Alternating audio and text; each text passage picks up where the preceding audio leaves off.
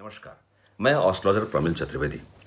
मित्रों, सामाजिक संरचनात्मक इस व्यवस्था में हमारा दाम्पत्य जीवन का मधुर होना, सुंदर होना, हमारे पति पत्नी के सहसंबंध के जो सुंदर स्थापन है, उस रिलेशन में माधुर्यता का होना हमारे सुंदर जीवन का एक प्रतीकात्मक व्यवस्था को इंगित करता है। परंतु वर्तमान समय में मित्रों, विवाह विच्छेद की बात करें, सेपरेशन की बात करें, डिवोर्स की बात करें, ऐसी बहुतेरे ऐसी समस्या को आप देख रहे हैं। ऐसी समस्या मेरे समक्ष भी एक सलाह के रूप में हमारे पास बहुत सारे ऐसे समस्या के रूप में ऐसे व्यक्ति विशेष हमारे यहाँ आते हैं। ऐसे मित्रों, कौन से योग होते हैं, लग्न कुंडली एस्ट्रोलॉजी के तहत ऐसे कौन से सिद्धांत, ऐसे कौन से नियम विनियम को आप सुंदर तरीके से परिलक्षित कर सकते हैं कि डिवोर्स, विवाह विच्छेद अथवा सेपरेशन की नौबत आती है। अर्थात इसमें कौन से जिम्मेदार ग्रह हैं, इसमें कौन से ऐसे भावगत स्थिति का योग बनता है। इसी छोटी सी इस विषय क्षेत्र पर अपने इसी बिंदु क्रम में एक छोटी सी व्याख्यान मैं आपके समक्ष प्रस्तुत करता हूं। मित्रों, मैंने कई बार बताया है कि पुरुष जातक के लिए शुक्र ही रति सुख का कारक है, महिला जातक के लिए बृहस्पति पति का कारक है। शुक्र रति सुख के साथ आपके जीवन में खुशनुमा माहौल को जहां मेंटेन करता है, वहीं शुभत्व ग्रह बृहस्पति स्त्री जातक के लिए उसके पति पत्नी के गरिमामयी सुंदर संबंध को आदर्शात्मक तरीके से स्थापित करने वाला एक कारक ग्रह का दर्जा दिया गया है। मित्रों, जन्म कुंडली में कुछ क्लेश कारकत्व भाव खराब भाव हैं। छठा शत्रु रोग ऋण भाव, वही सप्तम अर्धमारक दाम्पत्य भाव, अष्टम मृत्यु रहस्य का भाव और द्वादश 12वें भाव के रूप में जिसे हानि का भाव माना गया है। हमारे जन्म कुंडली में कुछ ऐसी चीजें हैं, अर्थात डिवोर्स की ऐसी व्यवस्था क्यों बनती है, कब बनती है, ऐसे कौन से कैलकुलेशन होते हैं, ऐसे कौन से सिद्धांत का आरोपण हमारे और आपके जन्म कुंडली में होता है, तो ऐसी समस्या आती है। प्रथमतः वो समस्या आनी है अथवा नहीं आनी है, पहले सामान्य स्तर से आप उसे जानने का प्रयास करें कि ऐसे कौन से सामान्य सिद्धांत के रूप में हमारे जन्म कुंडली में ही अंतर्निहित होती है। मित्रों, क्लेश कारक भाव छठा, सप्तम, अष्टम और द्वादश भाव को जहां चिन्हित करता है, वही अष्टम भाव जो ऑलरेडी मृत्यु का भाव है, एक्स्ट्रा मैरिटल अफेयर के भाव को भी रेखांकित करता है। वही द्वादश जो व्यय हानि के भाव के रूप में रेखांकित किया गया है, सेपरेशन अर्थात पति पत्नी के रिलेशन में अलग होने की प्रबल संभावना को व्यक्त करने वाला द्वादश व्यय 12वां भाव के रूप में चरितार्थ होता है हमारे जन्म कुंडली के सापेक्ष। तो उस योग के बारे में, अर्थात डिवोर्स का योग बन रहा है अथवा नहीं, इसे आप कैसे जानेंगे। छठा भाव मित्रों, शत्रु रोग व्याधि का भाव। यदि छठे भाव का अधिपति लॉर्ड, सातवें भाव के अधिपति लॉर्ड, इन दोनों ग्रहों की युति छठे भाव में बनती है, तो पति पत्नी के दोनों के रिलेशन में डाइवर्जन वैसे भी नहीं होना है। छठा शत्रु रोग व्याधि ऋण का भाव अर्थात मतभेद मतांतर का योग की प्रकटीकरण व्यवस्था को और बढ़ाने वाला है। यदि षष्ठेश सप्तमेश की युति छठे भाव में, इन दोनों ग्रहों की युति छठे भाव में बनती है, तो इस प्रकार की समस्या आना लाजमी होता है। दूसरे सिद्धांत के रूप में, छठा भाव का जो अधिपति प्लैनेट है, सातवें भावेश अर्थात 7वें भाव के जो अधिपति लॉर्ड जो ग्रह है, उन दोनों ग्रहों की युति 12th व्यय हानि भाव में हो जाती है मित्रों, तो सेपरेशन की उस व्यवस्था को और बढ़ाने लगता है। अर्थात चूंकि व्यय हानि भाव द्वादश भाव विदेश का भाव के रूप में अगर षष्ठेश सप्तमेश की युति द्वादश में होती है, तो दाम्पत्य जीवन के स्थापन के लिए सुंदर बेहतर नहीं होता है। अर्थात विवाह विच्छेद का एक योग बनने लगता है यदि इन दोनों ग्रहों की युति द्वादश में होती है। सातवां भाव जननेंद्रिय सुख भाव दाम्पत्य भाव को रेखांकित करता है। यदि सातवां भाव का अधिपति लॉर्ड 12th भाव में चला जाता है, तो वैसे भी पति पत्नी में मतभेद की योग को बढ़ाने लगता है। सातवां भाव जो पति पत्नी के रिलेशन का भाव है और अष्टम भाव जो मृत्यु का भाव है, ऑलरेडी अष्टम भाव हमने बताया कि एक्स्ट्रा मैरिटल अफेयर को चिन्हित करता है 8वां भाव। यदि 7वां भाव का अधिपति लॉर्ड और अष्टम भाव का अधिपति लॉर्ड दोनों की युति 7वें या अष्टम में हो तो बहुत खराब माना गया है। अर्थात जहां सेहत खराब तो होती है, विवाह विच्छेद का योग बनने लगता है, विवाहेतर संबंध का स्थापन होने लगता है। ऐसा व्यक्ति रहस्यमयी तरीके से अपना ट्रीट करता है। घर में पत्नी है और उसके कई जगह रिलेशन, ऐसे बहुतेरे रिलेशन, एक इनवैलिड, एक अनैतिक रिलेशन का स्थापन ऐसा जातक करने लगता है। मित्रों, शुक्र ही रति सुख कारक है, अर्थात पुरुष जातक के लिए शुक्र स्ट्रॉन्ग प्लैनेट है। यदि शुक्र के जिस आपके लग्न कुंडली में जिस भाव में शुक्र बैठा हो, उस शुक्र से दूसरे या 12वें भाव में पापी, नैसर्गिक पापी ग्रह की व्यवस्था बनी हो, सूर्य शनि राहु केतु मंगल की पोजीशन बनी हो, अर्थात शुक्र पाप कर्तरी योग बना हो, तो मित्रों एक्स्ट्रा मैरिटल अफेयर की संभावना भी बढ़ती है और डिवोर्स की नौबत भी आने लगती है।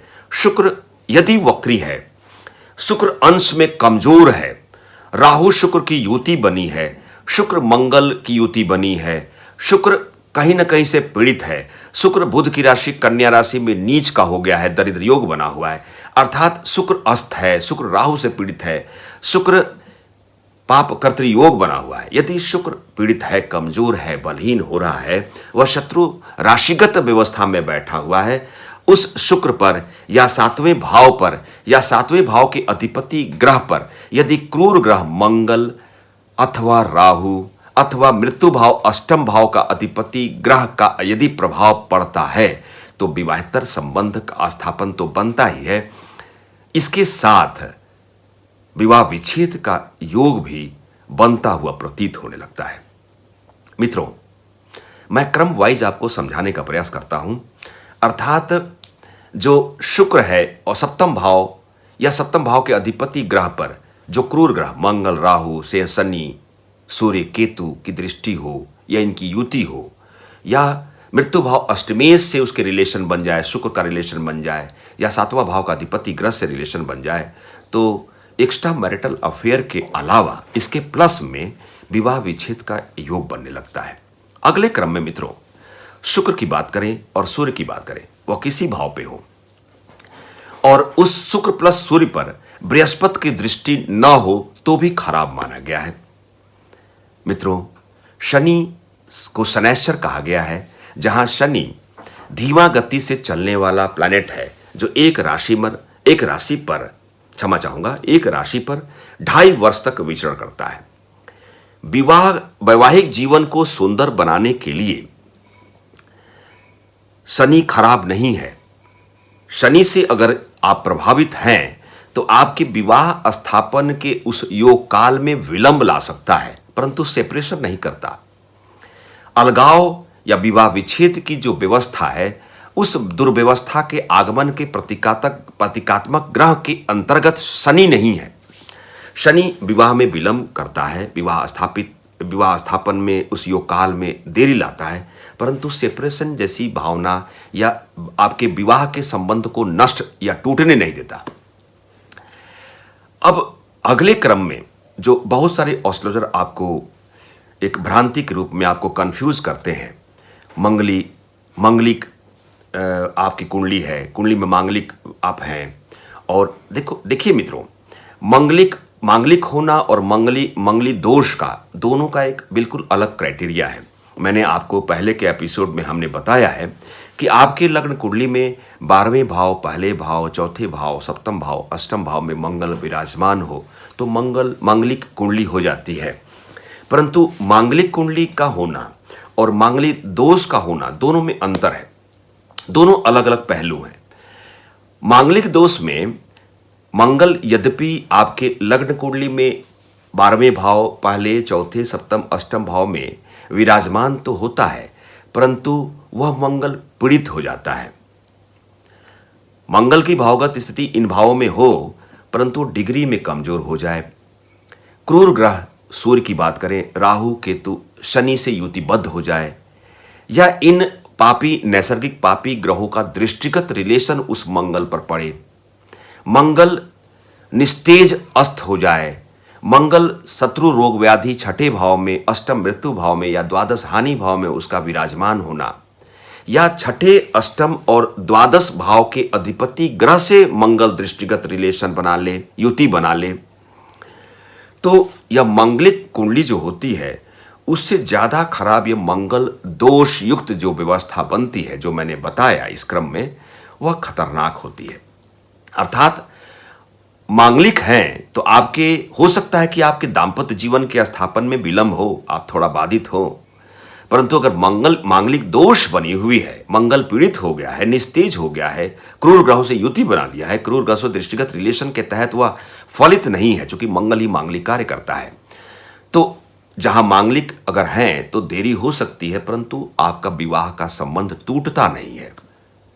विवाह में विच्छेद की नौबत मंगलिक कुंडली में नहीं होता हुआ पाया गया है, परंतु अगर मंगलिक दोष है तो ऐसी समस्या देता है। मित्रों, उपरोक्त सारे योग आप अपने लग्न चार्ट में देखें, साथ में D9 चार्ट पे भी आपको यही देखना है कि उसके लग्न की पोजीशन कैसी है, सातवें भाव की पोजीशन कैसी है। अर्थात मित्रों, दाम्पत्य जीवन की शुभता के लक्षण को बढ़ाने हेतु, आपको उसे चेक करने हेतु आपके लग्न कुंडली में शुक्र की पोजीशन कैसी है, महिला जातक हैं तो बृहस्पति की पोजीशन कैसी है, आपके जो क्लेश भाव हैं, क्लेश कारकत्व भाव छठे, आठवें और द्वादश भाव के रिलेशन तो आपका सप्तम भाव है, सप्तमे से नहीं बन रहा है। बृहस्पति शुक्र की भावगत पोजीशन इन छठे, आठवें और द्वादश भावे से तो नहीं उसकी निर्मिति हो रही है। मित्रों, यदि आपको ऐसी नौबत आती है, यदि पुरुष जातक हैं, दुर्गा जी की आराधना पर आप विश्वास करते हुए आस्थावान तरीके से कवच, कीलक, अर्गला और देवी सुक्तम तंत्रोक्त का पाठ करें। शुक्र की प्रिय वस्तु तो तांत्रिक विधान में प्रयोग में लाई जाती है। इत्र का सेवन तिलक के रूप में आप नाभि और ललाट पर करें नहाने के पश्चात। प्रत्येक शुक्ल पक्ष के शुक्रवार और अमावस्या की तिथि को तांत्रिक विधान के तहत सफ़ेद वस्त्र, चावल, इत्र और शक्कर, पानी वाला नारियल और चांदी, आप इन सभी सामग्री को लाल वस्त्र में बांधते हुए अपने सर से 3 आवृत्ति उतारें और गरीब को दान करें। यह 27 आवृत्ति दान के प्रोसेस को कंप्लीट करें। यदि आप महिला जातक हैं तो आप केसर हल्दी का चंदन लगावें स्नान करने के पश्चात नाभि और ललाट पे, और ओम नमो भगवते वासुदेवाय इस मंत्र का 3 आवृत्ति, 3 माला अर्थात 324 बार आप घी के दीपक के साथ जाप करें। विष्णु सहस्त्र नाम का पाठ प्रत्येक बृहस्पतिवार के प्रातः काल में पीत वर्ण के आसन पर बैठते हुए आप पूजा अर्चना पर विशेष ध्यान दें। मित्रों, हल्दी और पीत वर्ण का अनाज चने का दाल हो। आप महिला जातक हैं तो आप बृहस्पतिवार, शुक्ल पक्ष के बृहस्पतिवार, पूर्णिमा और अमावस्या की तिथि को आप 1.25 किलो की मात्रा में सर से उतारते हुए आप दान करें। हनुमत आराधना पर भी आप महिला जातक हो या पुरुष जातक हो, आपको हनुमत आराधना पर विशेष ध्यान देनी है। ओम ब्रिंग बृहस्पतये नमः इस मंत्र का 108 एक माला जाप करें। ओम शुम शुक्राय नमः इस माला का भी एक माला आप जाप करें। मित्रों, इस छोटी सी चर्चा के साथ डिवोर्स का योग कैसे बनता है, विवाह विच्छेद के योग कैसे बनते हैं, उस सिद्धांत, उस नियम के रूप में सामान्य तरीके से आप उसे कैसे महसूस कर सकते हैं। मित्रों, मैं एस्ट्रोलॉजर प्रमिल चतुर्वेदी, नमस्कार।